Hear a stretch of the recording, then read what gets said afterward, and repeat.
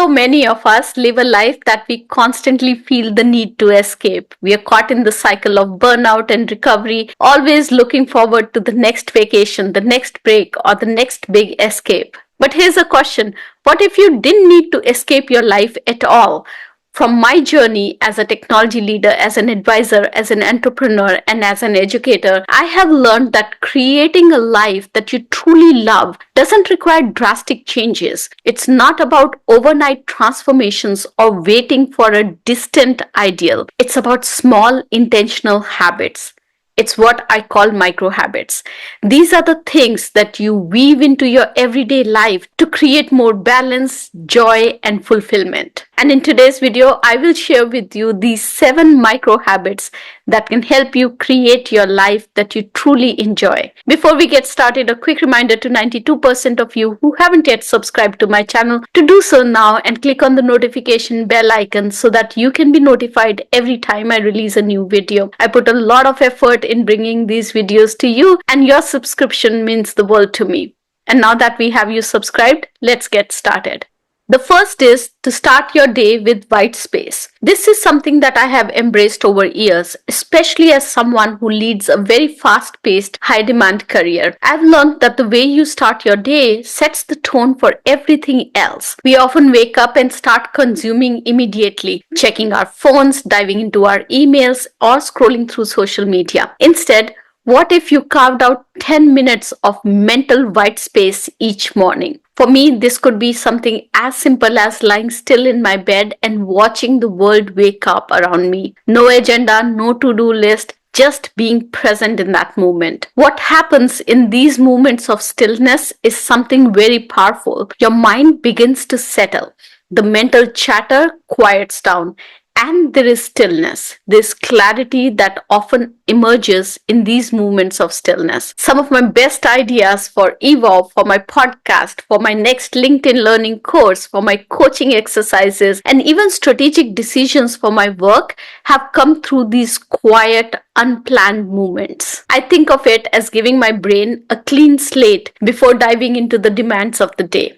The next one that I want to talk about is tracking your joy. There have been times in my life when I have questioned what I'm working towards. Is it truly making me happy? Does it truly bring joy to me? So this habit has brought to me so much insight into what makes me truly happy. You can set a daily reminder on your phone. My reminder simply says, what brought you joy today? Take a few seconds to jot down one thing, just one thing that made you smile today or make you feel fulfilled, as if you lived your purpose. Here is an example. I recently had a heartfelt conversation with one of my coachees, and it left me inspired and energized. That was something that brought joy to me that day. Over time, when you review these moments, you'll start noticing patterns. For me, the things that light me up are meaningful conversations, small wins on the projects that I'm passionate about, and the speaking engagements and the reflections that come out of it. The highlight of your day doesn't always have to be big achievements. More often than not, it's the small things, authentic moments that bring connection and joy into your life. When you know what brings you joy, you can design your life to include more of those moments.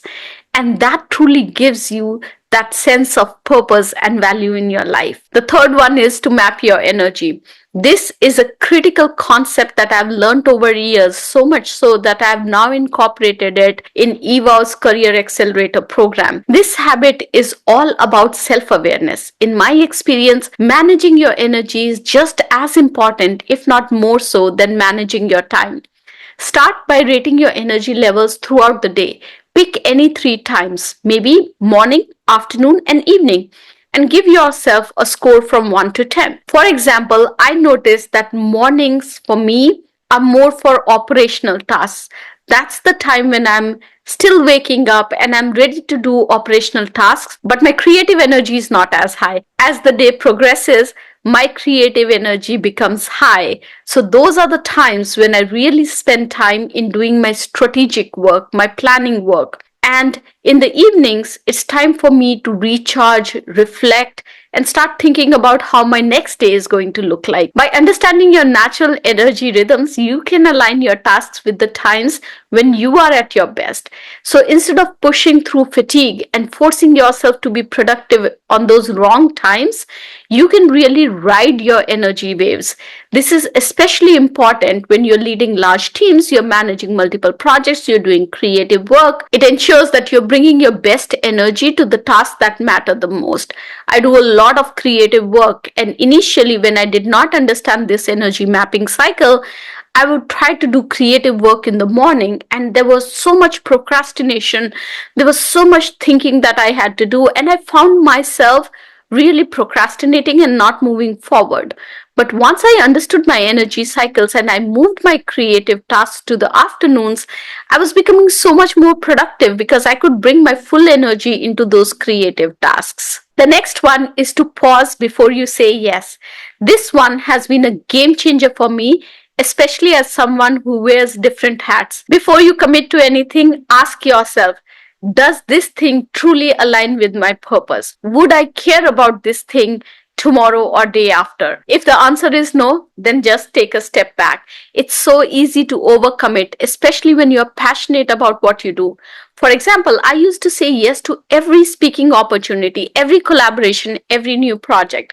But then I realized that saying yes to everything often meant saying no to the things that truly mattered to me, like my well being, my quality time with my family, or speaking engagements and things that truly aligned with my purpose. So now I keep a not for now list.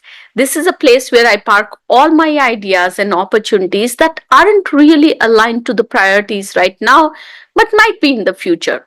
This habit has helped me set better boundaries and protect my time for the things that align with my values and goals today. The next one is to create transition between life modes.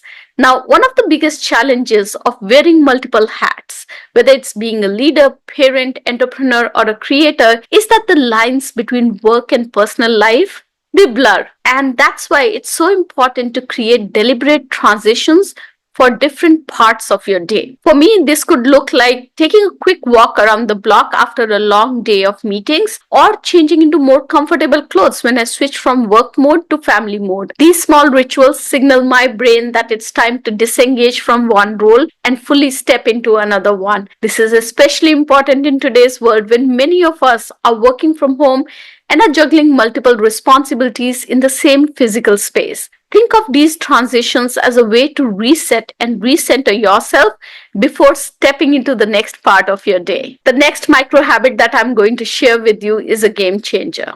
It's about defining your minimal viable day.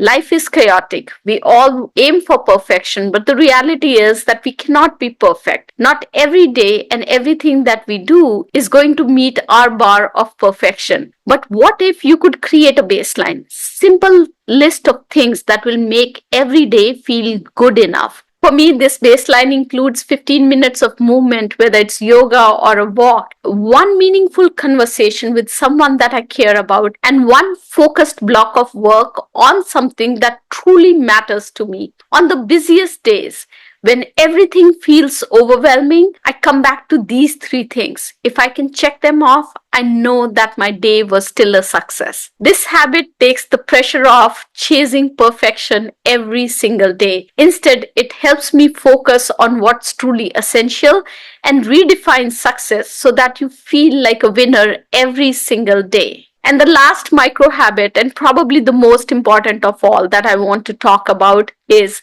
ending your day with an anchor. This is a habit that has completely changed how I end my day. Before going to bed, I take a moment to reflect and ask myself, today was enough because. The responses to this question could be as simple as, I had a great meeting with one of my coachees, or I made time for extra workout today, or I finished a challenging task that I had been putting off. This simple practice shifts your focus from what you didn't do right to what you did. It trains your mind to recognize progress and appreciate small victories. When you build this habit, you start to see that the life that you want begins with appreciating the life that you already have. So, as you can see, you don't need to overhaul your life overnight.